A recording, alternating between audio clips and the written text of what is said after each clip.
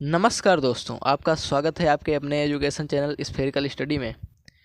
आज मैं आपके लिए एक ऐसा इंपॉर्टेंट टॉपिक लेकर आया हूं जो आपको जानना बहुत ज़रूरी है।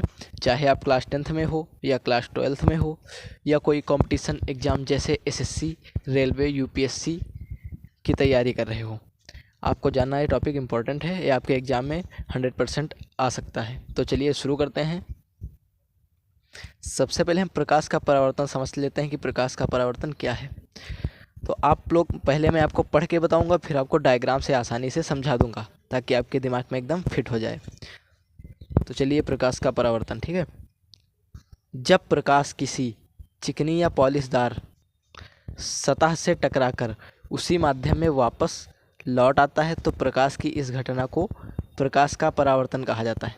देखो इस वीडियो में क्या कहा गया है। जब प्रकाश किसी चिकनी या पॉलिशदार सतह से टकराकर उसी माध्यम में वापस लौट आता है तो प्रकाश की इस घटना को प्रकाश का परावर्तन कहा जाता है। ठीक है, अब मैं आपको इसको डायग्राम से समझा दे रहा हूँ ताकि आपको अच्छे से क्लियर हो जाए। देखो, हमको बताया क्या गया है कि जब कोई प्रकाश किरण किसी चिकने या पॉलिशदार सतह से टकराती है तो वह अपने माध्यम में वापस लौट जाती है। प्रकाश की इस परिघटना को प्रकाश का परावर्तन कहते हैं।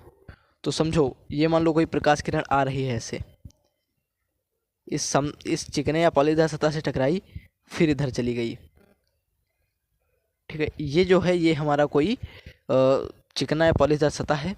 फिर ये वाली आपतित किरण है जो आती है और फिर यहाँ से चली जाती है, परावर्तित किरण इसको कहते हैं। और ये अभिलंब है।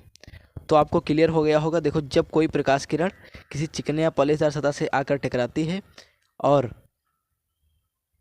उसी माध्यम में वापस चली जाती है तो प्रकाश की इस परिघटना को प्रकाश का परावर्तन कहते हैं। ठीक है, अब प्रकाश के परावर्तन के नियम देख लेते हैं क्या होते हैं।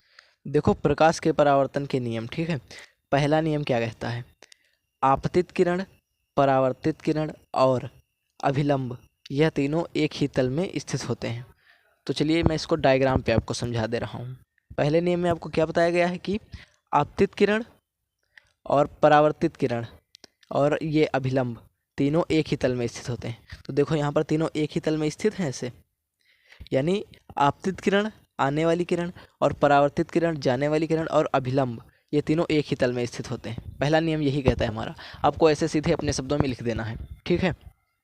अब दूसरे नियम पर पहुँचते हैं। दूसरा नियम हमारा क्या कहता है, देखो, आपतन कोण और आपतन कोण सदैव परावर्तन कोण के बराबर होता है, यानी कोण आई इक्वल टू कोण आर। तो चलते हैं आपतन कोण और परावर्तन कोण के बारे में जान लेते हैं। थोड़ा डायग्राम में आपको मैं समझा दूंगा। देखो, ये आपतन कोण होता है। देखो, ये किरण आती है ऐसे, तो इसके और अभिलंब के बीच में जो कोण बनता है उसको आपतन कोण कहते हैं।